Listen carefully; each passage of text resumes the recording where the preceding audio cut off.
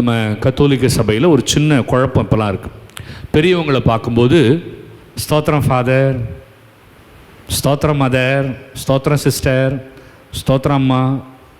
தப்பு, சொல்லாதீங்க. ஸ்தோத்திரம் கடவுளுக்கு மட்டும்தான். அதனால தான் அந்த காலத்தில் கடவுளுக்கு ஸ்தோத்திரம் அல்லது சர்வேஸ்வரனுக்கு ஸ்தோத்திரம்னு சொன்னாங்க.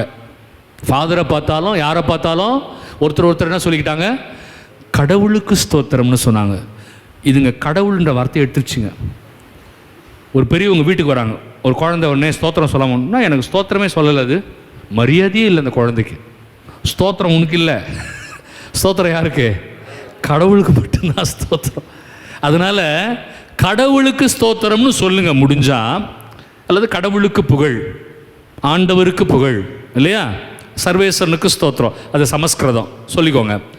அப்படி சொல்ல முடியலன்னா உங்களுக்கு சமாதானம்னு சொல்லுங்க. ஒருத்தங்களை பார்க்கும்போது என்ன சொல்லுங்க, நம்ம இயேசு அதான் சொன்னார், அன்னை மரியாள் அதை தான் சொன்னாங்க, நாமளும் அதை தான் சொல்லணும் இல்லையா. ஒருத்தர் பார்க்கும்போது எடுத்த உடனே குட் மார்னிங் பிரதர் அதெல்லாம் வேணாம், மார்னிங் ஃபாதர் வேணாம், ஃபாதர் உங்களுக்கு சமாதானம். இனிமேல் அப்படி தான். ஏன்? அது நல்லது. அன்னை மரியாள் எலிசபெத் அம்மாவை பார்த்து அதான் சொன்னாங்க, உங்களுக்கு சமாதானம்.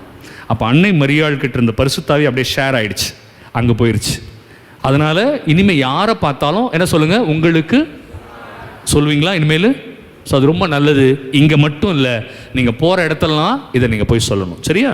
உங்களுக்கு சமாதானம்.